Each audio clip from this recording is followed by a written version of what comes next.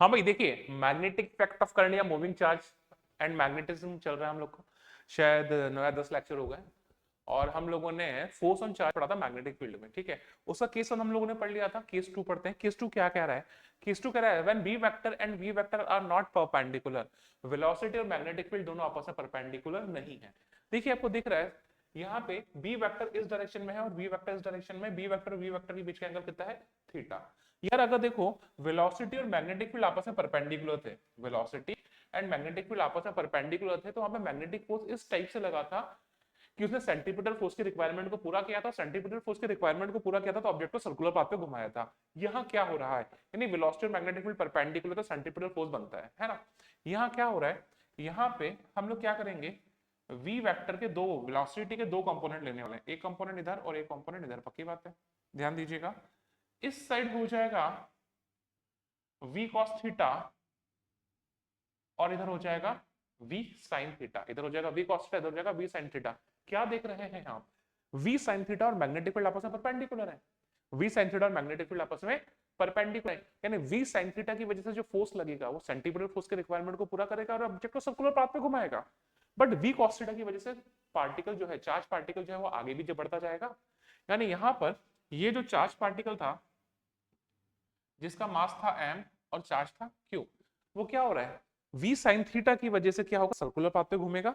v cos theta की वजह से आगे जाएगा, सर्कुलर पाथ पे घुमा गया घुमा गया घुमा गया। बट दोनों चीजें साथ में होंगी, बट जो दोनों चीजें हैं वो साथ में होने वाली है। यानी वो घूम भी रहा है आगे भी जा रहा है, घूम भी जा रहा है, घूम भी रहा है आगे भी जा रहा है, घूम भी रहा है आगे भी जा रहा है। तो क्या होगा, एक सर्कुलर पाथ जनरेट होगा, सॉरी हेलिकल पाथ जनरेट होगा। तो किस टाइप से होगा, ध्यान दीजिए यहाँ पे, इस टाइप से एक हेलिकल पाथ जनरेट होने वाला है। ये हो जाएगा आपका एक हेलिकल पाथ। तो यहां से आपका एक हेलिकल पाथ जनरेट होने वाला है। आगे बात समझ में, स्प्रिंग जैसा पाथ, ठीक है। यहाँ पे एक चीज पूछी जाती है, पिच। क्या पूछा जाता है? पिच। तो देखिए पिच क्या है, ध्यान से समझिएगा। देखिए बेटा, पिच क्या है, ऑब्जेक्ट सपोज पार्टिकल यहां से चला, घूम रहा है बढ़ रहा है, घूम रहा है बढ़ रहा है, घूम रहा है बढ़ रहा है, घूम रहा है बढ़ रहा है, घूम रहा है बढ़ते बढ़ते यहाँ आ गया। तो यानी एक चक्कर लगाते लगाते वो कुछ आगे बढ़ गया, एक चक्कर लगाते लगाते वो कुछ आगे बढ़ गया। यानी एक साइकिल चलने में वो जितना आगे पहुंचा, यानी ये डिस्प्लेसमेंट हो गया एक तरह से। तो एक साइकिल में उसने डिस्प्लेसमेंट कितना ट्रैवल किया, इसको हम लोग क्या बोलते हैं, पिच। एक साइकिल चलने में कितना टाइम पीरियड लगेगा, कितना टाइम लगता है, टाइम पीरियड बोले तो 2πm/क्यूब, पता है हमें ये बात, ठीक है। तो जो पिच हो गया, पिच पिच हो जाएगा travelled displacement in one time period, ठीक है। हम लोग को पता है speed is equal to distance upon time, तो distance is equal to speed into time. यानी ये यहां से लेके यहां तक ये जो होगा ये होगा पिच पी, ये होगा पिच पी, पक्की बात है, ठीक है।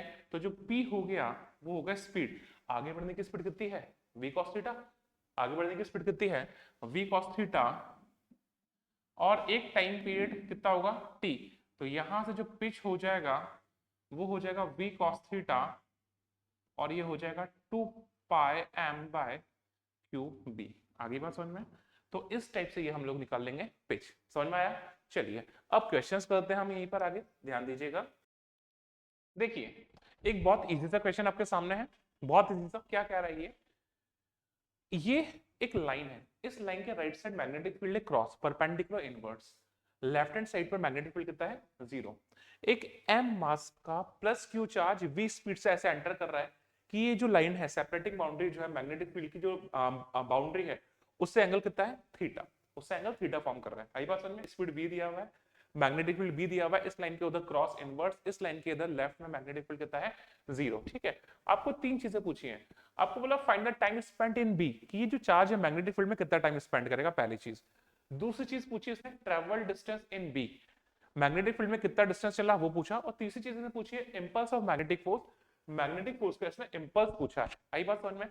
अब समझिए क्या है, सुनिए। जैसे ही चार्ज मैग्नेटिक फील्ड में एंटर कर रहा है, वेलोसिटी ऐसे बी अंदर, तो वी क्रॉस भी किधर गया, ऐसे फोर्स लगा इधर। तो जैसे ही एंटर किया इसने क्या हुआ, ये यहां से यहां तक एक सर्कुलर पाथ पे चलेगा, पक्की बात है, यहां से यहां तक एक सर्कुलर पाथ पे चलेगा। जैसे ही इस पॉइंट पर पहुंचा, एकदम से देखा वेलोसिटी हो गई जीरो। जैसे इस पॉइंट पर पहुंचा वेलोसिटी कितनी हो गई, जीरो, सॉरी वेलोसिटी नहीं, मैग्नेटिक फील्ड कितना हो गया, जीरो। तो मैग्नेटिक फील्ड अगर जीरो हो गया तो मैग्नेटिक फोर्स कितना हो जाएगा, जीरो। तो जैसे इस पॉइंट पर ये पहुंचा, फोर्स हो गया जीरो, तो क्या करेगा, अपनी वेलोसिटी की डायरेक्शन में मूव कर जाएगा, और इसकी वेलोसिटी रही होगी इधर, तो ये भाग जाएगा ऐसे। आगे बात समझ में, समझ में। स्पीड में चेंज नहीं आएगा, क्योंकि मैग्नेटिक फोर्स जो है वो वेलोसिटी के परपेंडिकुलर लग रहा है। अगर फोर्स वेलोसिटी के परपेंडिकुलर लग रहा है तो उसके मैग्नीट्यूड में चेंज नहीं करता, उससे उसकी डायरेक्शन चेंज करता है, जिसको हम लोग बोलते थे यूनिफॉर्म सर्कुलर मोशन। ठीक है, आगे समझिए, ऐसा कुछ हो रहा होगा। ठीक है, समझ में आया, चलिए। तो यहां से लेके यहां तक सर्कुलर पाथ, यहां से यहां तक सर्कुलर पाथ फॉलो करेगा, उसके बाद सीधा भाग जाएगा। चलिए थोड़ा सा ध्यान देते हैं। हाँ, मैंने क्या किया, मैंने एक पूरा सर्कुलर पाथ ही बना लिया इस टाइप से। हाँ, ध्यान दीजिए, इस टाइप से, यानी ये यहां पर एंटर हुआ, यहां से यहां तक यहां पहुंचा, और यहां पहुंचने के बाद इस पॉइंट पे निकल गया। यानी ये सर्किल इसने यहाँ पे ये फॉलो किया, ये कुछ नहीं है, जस्ट मैंने बता दिया कि अगर ये पूरा का पूरा मैग्नेटिक फील्ड होता तो शायद ये सर्कुलर पाथ होता। एक तरह से सर्किल पूरा कर दिया है मैंने। ठीक है, ये होती उस सर्किल की, उस सर्किल का सेंटर। ठीक है, ये हो जाएगा यहाँ पर रेडियस। ठीक है, और ये भी हो जाएगा यहाँ पर रेडियस। ठीक है बॉस, आगे बात समझ में। अब देखिए, ध्यान दीजिएगा, ध्यान दीजिए। हाँ, ये एक हॉरिजॉन्टल लाइन बना देता हूँ और ये एक और हॉरिजॉन्टल लाइन बना देता हूँ। ठीक है, देखिए क्या हुआ है, ये एंगल थीटा है, ये पूरा दिख रहा है 90, ये थीटा, तो कितना बचा 90 माइनस थीटा, ये थीटा तो ये वाला 90 माइनस थीटा, ये रेडियस, ये टेंजेंट, रेडियस और टेंजेंट आपस में परपेंडिकुलर होंगे, 90 डिग्री पर होंगे, ये 90 माइनस थीटा, तो ये वाला एंगल जो हो जाएगा वो कितना हो जाएगा, थीटा। ये एंगल थीटा, तो ये वाला जो एंगल हो जाएगा वो भी कितना हो जाएगा, थीटा। आगे बात समझ में। अगर मैं यहाँ पर एक लाइन ऐसे बनाता हूँ तो अल्टरनेट एंगल ये वाला भी थीटा, और इस थीटा की वजह से ये वाला एंगल भी थीटा, तो जो टोटल एंगल हो जाएगा वो कितना हो जाएगा, 2 थीटा। ये वाला जो एंगल हो जाएगा वो कितना हो जाएगा, 2 थीटा। अब देखिए, पार्टिकल चला यहाँ पर, यहाँ से चलते चलते चलते पहुंचा यहाँ पर, तो मैग्नेटिक फील्ड में इसने ये आर्क ट्रेवल किया, ये आर्क ट्रेवल किया, तो एंगुलर डिस्प्लेसमेंट कितना हो गया, 2 थीटा। एंगुलर डिस्प्लेसमेंट कितना हो गया, 2 थीटा। ये चीज समझ में आई। पार्टिकल यहाँ से एंटर हुआ, घूमता हुआ घूमता घूमता घूमता घूमता घूमता यहाँ पे पहुंचा, तो एंगुलर डिस्प्लेसमेंट कितना हो गया उसका, 2 थीटा। आगे बात समझ में, बहुत ही इजी तरीके से हम लोग निकाल लेते हैं। ध्यान से समझिए, अगर पूरा सर्किल ट्रेवल करता मैग्नेटिक फील्ड में, पूरा सर्किल ट्रेवल करता तो कितना एंगल ट्रेवल करता, 2 पाई। पूरा एंगल ट्रेवल, एंगल कितना ट्रेवल करता, 2 पाई। तो 2 पाई अगर एंगल ट्रेवल करता है तो टाइम लगता है t, एक टाइम पीरियड। अगर 2 थीटा एंगल ट्रेवल करेगा तो टाइम पीरियड लगेगा t, सॉरी टाइम लगेगा t upon 2 pi into 2 theta. 2 से 2 कैंसिल हो गया, तो जो टाइम हो जाएगा वो हो जाएगा, टाइम टाइम पीरियड का वैल्यू कितना होता है, 2 pi m by q B. तो ये हो जाएगा 2 pi m by q B multiplied by theta upon pi, pi से पाई कैंसिल हो गया, तो टाइम लगा 2 m theta upon Q B. इतना टाइम इसने मैग्नेटिक फील्ड के अंदर स्पेंड किया। बहुत ही इजी सा है, कोई दिक्कत वाला बात है ही नहीं। दूसरा, कितना डिस्टेंस चला, अरे भाई ये आर्क लेंथ देख लो ना यार, ये आर्क लेंथ देख लो, नॉर्मल सी बात है, ये आर्क लेंथ देखी हम लोगों ने, तो हम लोग को पता है angle is equal to arc by radius, angle is equal to arc by radius. Arc मुझे निकालना है तो मैंने उसे बोल दिया एल, एंगल कितना है 2 थीटा, रेडियस कितनी है आर, और हम लोग पिछली क्लास में आर निकाल चुके हैं, तो ये हो जाएगी M B upon Q B, यानी डिस्टेंस कितनी हो जाएगी 2 theta M B upon Q B. Second point समझ में आ गया। थर्ड पॉइंट, इसमें पूछा है impulse of magnetic field, impulse of magnetic force, sorry क्या पूछा है इसने, impulse of magnetic force. Impulse क्या होता है, चेंज इन मोमेंटम, मोमेंटम में चेंज निकाल लें। ध्यान दीजिएगा, मास कितना है m, वेलोसिटी कितनी है v, मास है m, वेलोसिटी है v।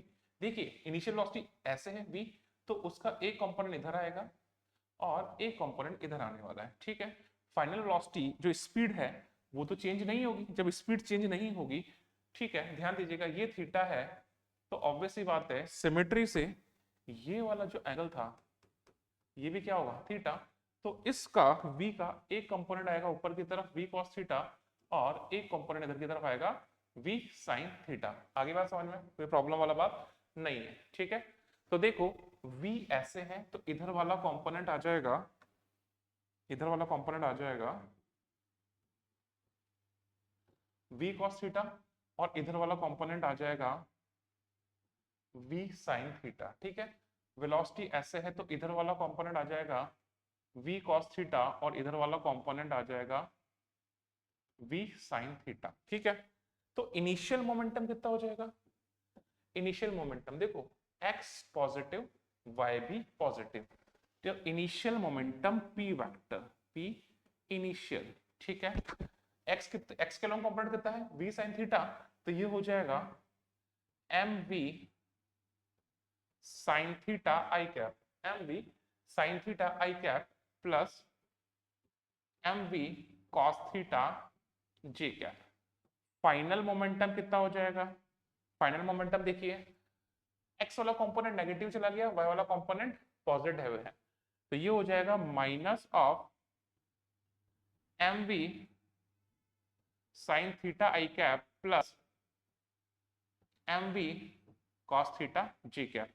जो इंपल्स होगा वो होगा चेंज इन मोमेंटम, तो p final vector minus p initial vector, इसमें से इसको माइनस कर दूं तो ये j के वाले कंपोनेंट कैंसिल हो जाएंगे और ये हो जाएगा minus of 2mv sin theta i cap. तो ये हो जाएगा इंपल्स। आई होप आपको समझ में आया होगा।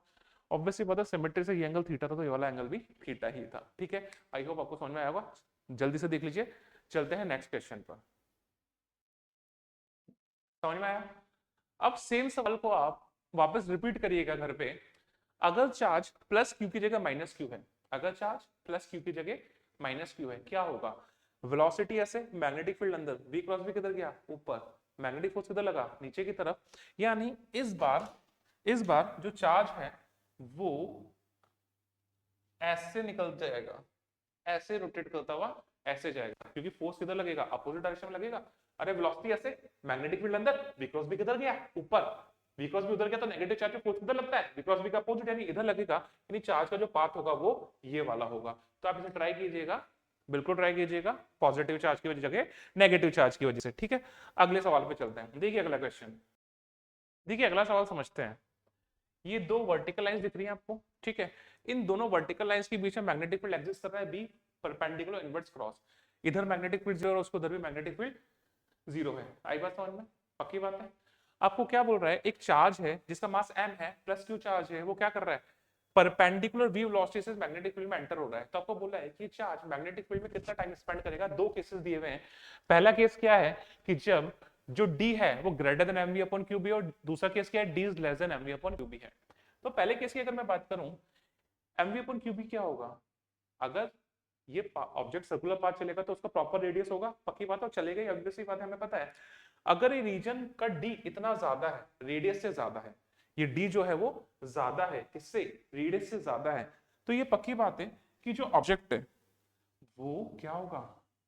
इस टाइप से परपेंडिकुलर एंटर हो रहा था, परपेंडिकुलर बाहर निकल जाएगा, और ये जो हो जाएगा ये हो जाएगा उसका रेडियस। आप देख रहे हैं यहाँ पे d जो है वो रेडियस से ज्यादा है, यही बोला, ये d जो है वो रेडियस से ज्यादा है, तो उसे प्रॉपर सेमी सर्किल कंप्लीट करने में आसानी होगी, प्रॉपर सेमी सर्किल कंप्लीट कर लेगा। अगली बात समझ में? जब d जो है वो रेडियस से ज्यादा है, तो यानी परपेंडिकुलर एंटर हो रहा है तो वापस से परपेंडिकुलर एग्जिट करेगा और ये हो जाएगी रेडियस। तो ऑब्वियसली बात है, अभी कितना टाइम स्पेंड करेगा? अरे बहुत ही इजी सा हो गया। अभी कितना टाइम स्पेंड करेगा? अगर कंप्लीट सर्किल चलता है तो टाइम पीरियड लगता है t, अगर हाफ सर्किल चलता है तो टाइम कितना लगेगा? t/2। कंप्लीट t होता तो 2πm/qb, हाफ सर्किल चला तो टाइम कितना हो जाएगा? πm/qb। पक्की बात है। तो यानी इस केस में ध्यान दीजिएगा, इस केस में जो टाइम लगेगा वो लगेगा πm/qb। इस केस में टाइम लगेगा, कितना लगेगा? πm/qb। सेकंड केस देखते हैं। सेकंड केस में क्या है? जो d है वो रेडियस से छोटा है, d जो है वो रेडियस से छोटा है, यानी बहुत नैरो है। अगर d रेडियस से बड़ा था तो पूरा सेमी सर्किल चल के वापस से परपेंडिकुलर बाहर निकल रहा था, तो इस बार ऐसा नहीं होगा। ये ऐसे चल रहा होगा, चल रहा होगा, चल रहा होगा, ऐसे चल रहा है, चल रहा है, चल रहा है, चल रहा है, चल रहा है, अरे यहां पे एकदम से मैग्नेटिक फील्ड खत्म हो गया। जैसे मैग्नेटिक फील्ड खत्म हो गया, ये वेलोसिटी की डायरेक्शन में मूव कर जाएगा। आगे बात समझ में, वेलोसिटी की डायरेक्शन में मूव कर जाएगा, तो सिर्फ ये यहां से यहां तक सर्कुलर आर्क बनाएगा, यहां से यहां तक ये सर्कुलर आर्क बनाएगा। अब सपोज ध्यान दीजिए, ये होता उस सर्कुलर आर्क का सेंटर, सर्किल का सेंटर, ठीक है। तो देखिएगा ये हो जाएगी रेडियस, पक्की बात है, और यहां पर ये भी हो जाएगी रेडियस, ये भी पक्की बात है। यानी ये आर है तो ये भी कितना होगा आर। मैंने बोला इसने मैग्नेटिक फील्ड में कितना एंगल ट्रेवल किया, मैंने बोला मैग्नेटिक फील्ड में एंगल ट्रेवल किया थीटा। मैंने बोला इसने मैग्नेटिक फील्ड में कितना एंगल ट्रेवल किया थीटा। तो बस मुझे थीटा निकालना है, थीटा निकलते मेरा काम हो जाएगा, टाइम निकल जाएगा, क्योंकि 2 पाई एंगल चला होता तो टाइम लगता 2 पाई एम बाई क्यू भी, थीटा एंगल पे हम लोग काम कर लेंगे। आई बात समझ में? अब समझिए, ध्यान दीजिएगा, हाँ ये क्या है डी, पक्की बात है। इस ट्रायंगल से अगर मैं बात करूं, इस ट्रायंगल से अगर मैं बात करूं तो साइन थीटा, इस मैं बात करूं तो बस साइन थीटा कितना होगा परपेंडिकुलर अपॉन हाइपोटेनियस, यानी डी बाय आर। तो थीटा कितना हो जाएगा, थीटा हो जाएगा sine inverse D by R. तो थीटा हो जाएगा साइन इनवर्स डी, आर क्या होगा, आर होगा M B upon Q B. इतना थीटा चला, इजी सा। अगर 2 पाई एंगल चल रहा होता तो टाइम लगता टी, थीटा एंगल चल रहा है तो टाइम लगेगा T upon 2 pi into theta. तो जो टाइम हो जाएगा वो हो जाएगा T upon 2 pi into theta, theta कितना है sine inverse D Q B upon M V. और जो टी है, टी का वैल्यू तो हम लोग को पता है, टी का वैल्यू कितना हो जाएगा 2 pi M bye Q B. तो 2 पाई से 2 पाई कैंसिल हो गया, तो टाइम लगेगा हम लोग को m by Q B, 2 pi से 2 पाई कैंसिल हो गया, ठीक है, m by Q B sine inverse D Q B upon M B. इतना टाइम हम लोग का लगने वाला है। बहुत इजी सा क्वेश्चन था, कुछ ज्यादा करने का कोई जरूरत था नहीं। तो कितना लगा m by Q B sine inverse D by R, m by Q B sine inverse D by R, और आर का वैल्यू हम लोग को पता है। आगे बात समझ में, ठीक है, आई होप को समझ में आएगा। नेक्स्ट सवाल करते हैं।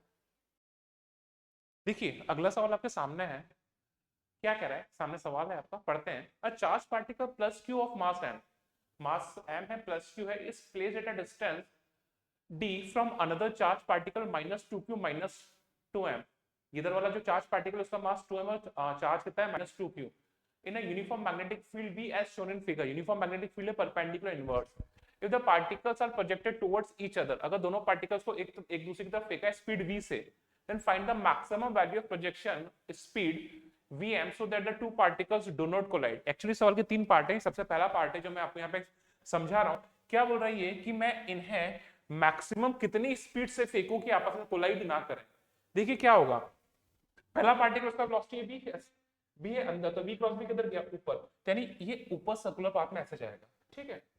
दूसरा वाला चार्ज पार्टिकल है, उसके लिए वेलोसिटी है ऐसे, मैग्नेटिक फील्ड है अंदर, तो v क्रॉस बी किधर गया नीचे की तरफ, नेगेटिव चार्ज है, और नेगेटिव चार्ज पे जो फोर्स लगता है वो v क्रॉस बी के अपोजिट लगता है, तो फोर्स लगा ऊपर, यानी ये भी ऐसा सर्किल फॉलो करेगा।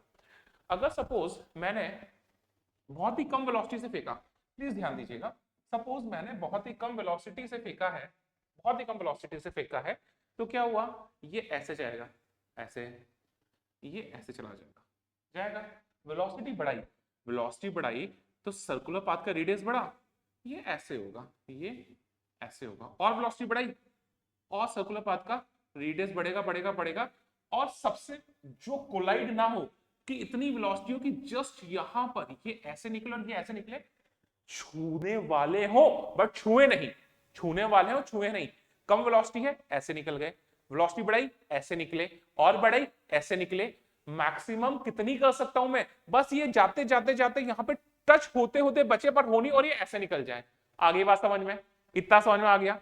अगर ये वाली जो कंडीशन होगी, ये वाली कंडीशन, तो इस वाले सर्किल का जो रेडियस होगा r1, कितना मास है m, स्पीड मैंने बोल दी vm, अपॉन क्यूबी। इस वाले का जो रेडियस होगा R2, मास कितना है 2m, स्पीड दोनों की सेम ही रखनी है Vm अपॉन 2QB, यानी अरे दोनों की रेडियस बराबर है, यानी ये पक्की बात है। अगर ये वाली कंडीशन है, ये वाली कंडीशन है, तो ये हो जाएगा आपका R1 और यहां से ये हो जाएगा आपका R2। दोनों का रेडियस बराबर है, तो R1 प्लस R2 किसके बराबर होना चाहिए, D के बराबर।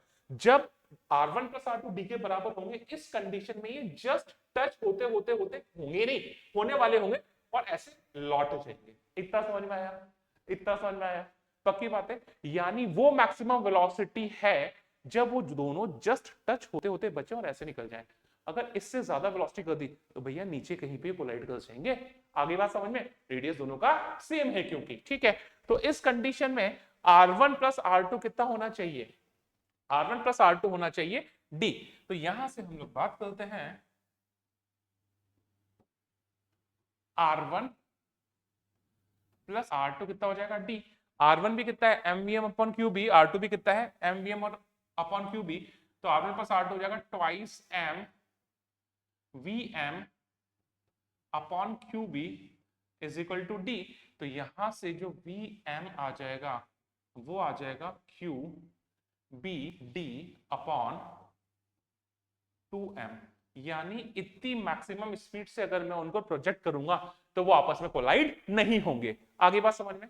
अगला सवाल, अगला सवाल क्या कह रहा है, ध्यान से समझिए। अगला सवाल क्या कह रहा है, समझते हैं ध्यान से क्या कह रहा है। देखिए इन्होंने क्या बोला, इन्होंने बोला कि अगर, सुनिएगा प्लीज, अगर स्पीड इस Vm का डबल कर दूं, अगर स्पीड क्या कर दूं, इस Vm का डबल, तो कोलिजन कब होगा, कोलिजन कब होगा, समझ में आया क्या। अगर स्पीड दोनों की इनिशियल प्रोजेक्शन स्पीड इस Vm का डबल कर दूं तो कोलिजन कब होगा। तो यार इस कंडीशन में देखिए, जब Vm था तब तो वो यहां पर जस्ट टच होने वाले थे बट हुए नहीं, स्पीड बढ़ा दी तो पक्की बात है ऐसा कुछ होगा, ये ऐसे जाएगा, ये ऐसे जाएगा और ये दोनों यहां पर कोलाइड कर जाएंगे, ये दोनों यहां पर कोलाइड कर जाएंगे। पर रेडियस तो सेम ही रहने वाली है, रेडियस तो सेम ही रहने वाली है। तो इसके लिए हम लोग एक बार डायग्राम बनाते हैं, ठीक है, ध्यान दीजिएगा। देखिए ये पहला पार्टिकल हो गया, ये उधर वाला दूसरा पार्टिकल हो गया।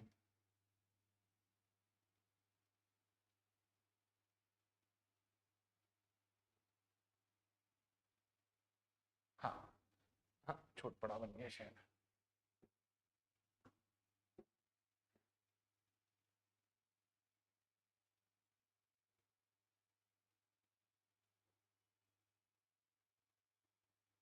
इस टाइप से कुछ होगा।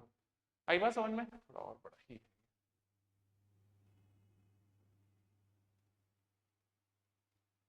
हाँ, इस टाइप से कुछ होगा, आगे बात समझ में, ठीक है। यहां पर क्या हुआ, यहां पर ये पार्टिकल था जिसका मास m था, पक्की बात है, और ये यहां पे अब इसे प्रोजेक्ट किया है मैंने ऐसे 2Vm से, ठीक है सर।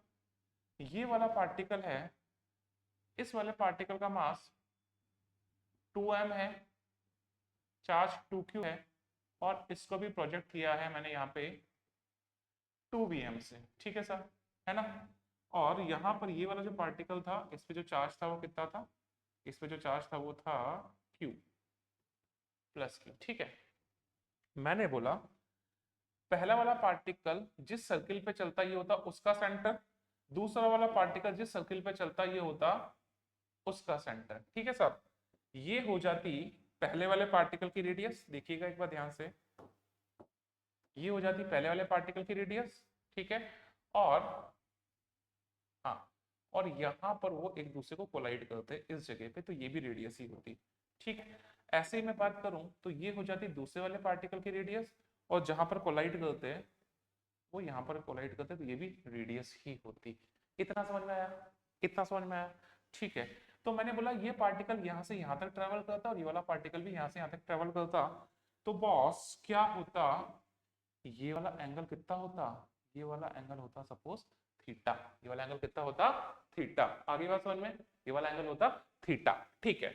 अब समझिए, ध्यान से समझिएगा, अगर मैं बात करूं यहां से लेके यहां तक, तो ये डिस्टेंस कितनी थी डी, ये डिस्टेंस कितनी थी डी, ये कितना है, ये आर है, तो इधर ये कंपोनेंट हो जाएगा आर, तो ये हो जाएगा आर कॉस थीटा, और ये कितना हो जाएगा आर साइन थीटा, ऐसे ये आर, तो इधर आर कॉस थीटा, इधर आर साइन थीटा, तो ये टोटल कितना हो जाएगा 2r साइन थीटा, या मैं ऐसा बोलूं, या मैं ऐसा बोल दूं R sine theta is equal to D by two, पक्की बात है, नया वाला रेडियस है क्योंकि स्पीड चेंज कर दिया मैंने, ये आर है, तो इधर आर कॉस थीटा, इधर वाला कंपोनेंट कितना हो जाएगा आर साइन थीटा, और आर साइन थीटा कितना होने वाला है डी बाई टू, तो यहां से आर का वैल्यू कितना हो जाएगा M we upon Q B, R का वैल्यू हो जाएगा M we upon Q B, तो ये हो जाएगा एम वी कितना हो जाएगा 2vm upon Q B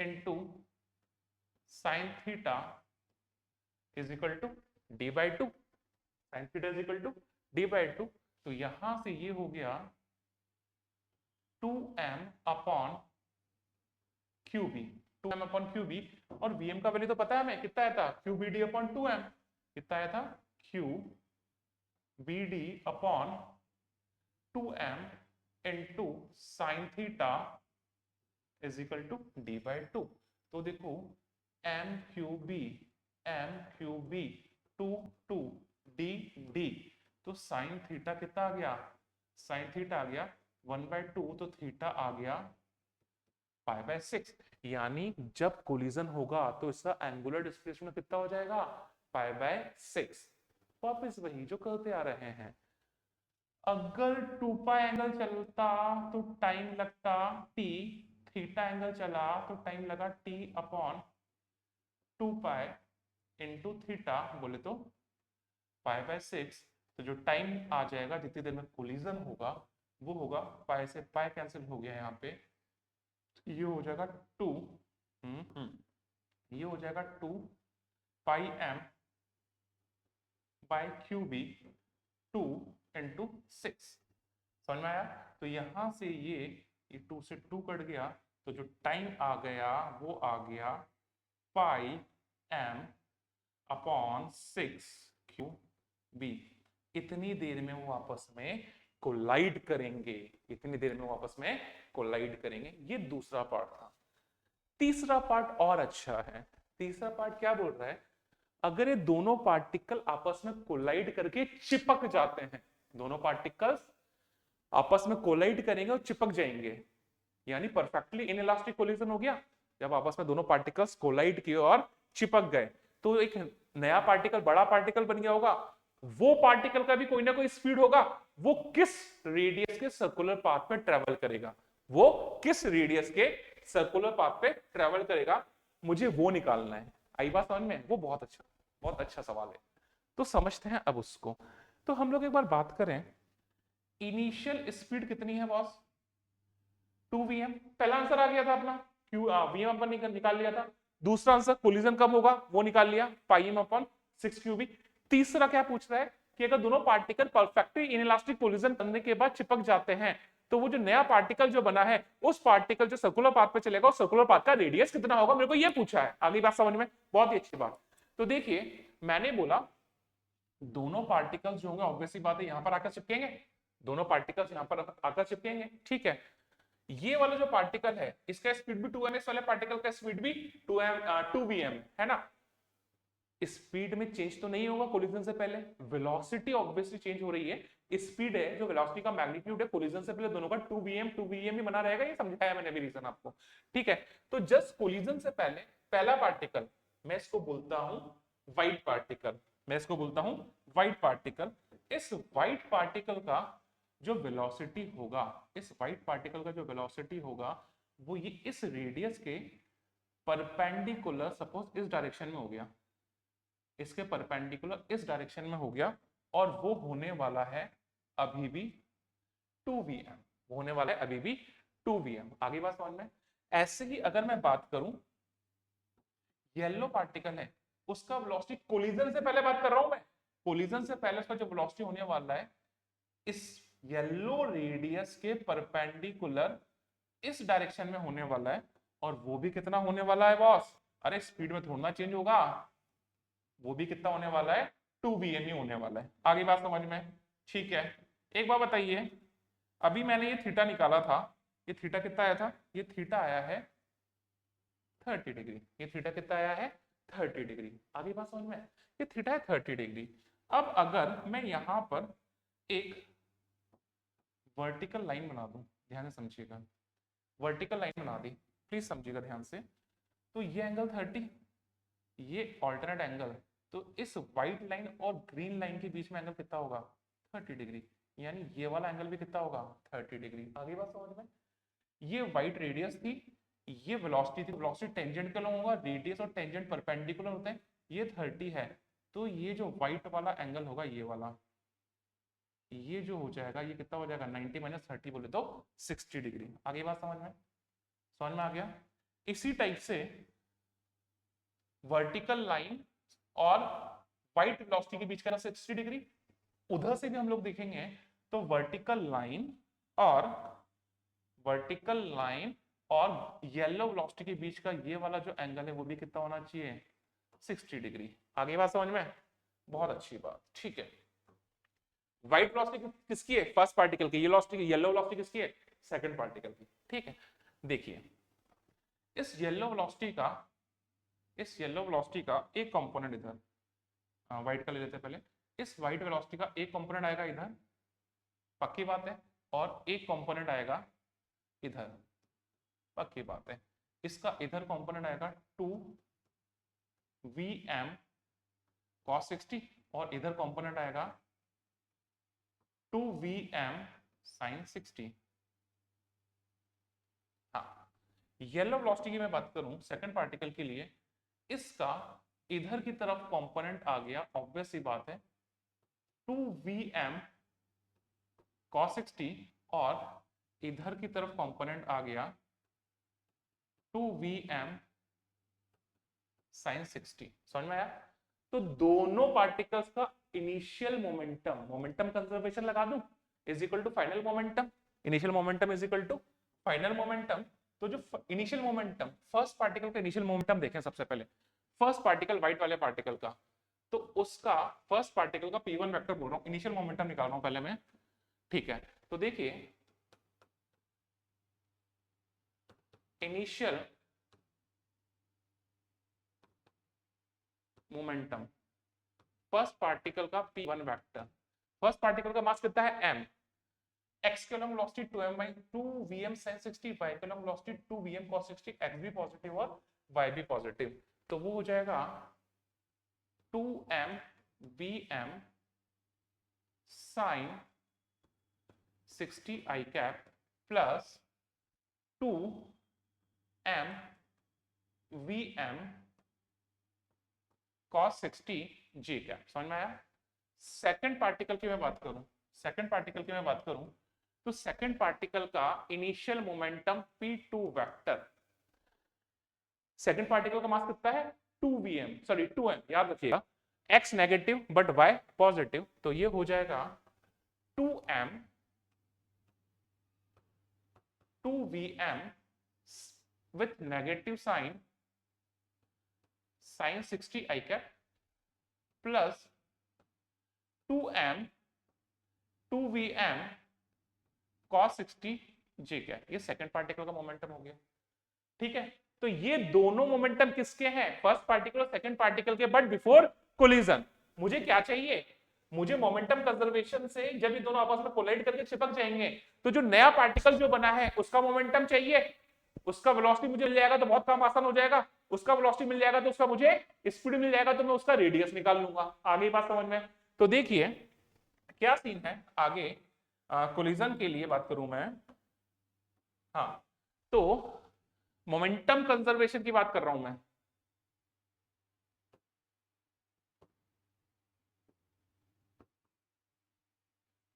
momentum conservation, तो p initial vector is equal to p final vector, p initial, इन दोनों को ऐड कर दूं, इन दोनों को ऐड कर दूं, तो ये हो जाएगा -4 + 2, यानी ये हो जाएगा 2, -4 + 2 यानी -2 m Vm sin 60, sin 60 is what?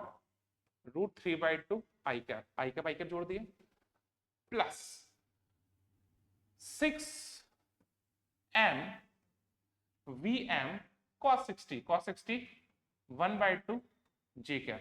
ये तो हो गया इनिशियल मोमेंटम। फाइनल में वापस से चिपक गए तो मास कितना हो गया 3m, और वेलोसिटी मुझे पता नहीं, मैंने v वेक्टर मान लिया, तो ये हो जाएगा 3m v वेक्टर। ठीक है साहब, ठीक है साहब। तो यहां से m कैंसिल, ठीक है, ये 2 से 2 कैंसिल हो गया, ठीक है बॉस, ये 3 हो गया, ठीक है, 3 से डिवाइड कर दिया मैंने, तो जो v वेक्टर आ जाएगा, जो नए पार्टिकल की जो स्पीड आ जाएगी, वो आ जाएगी -Vm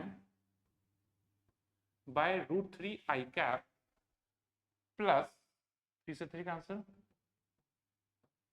Vm J cap।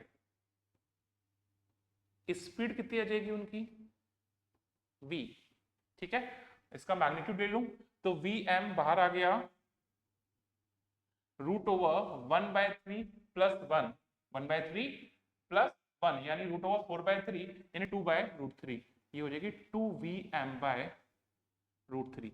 ये आ गई स्पीड, ये आ गई स्पीड। आगे बात समझ में। अब ये जो नया पार्टिकल है, उस नए पार्टिकल का रेडियस कितना होगा देख लेते हैं।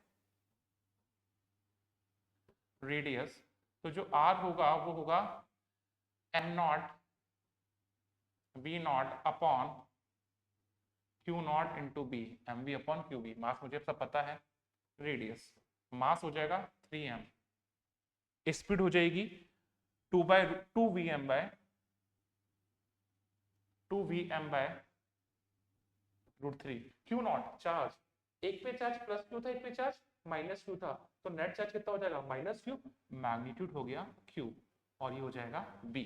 आगे बात समझ में। तो यहां से ये आ गया √3 टू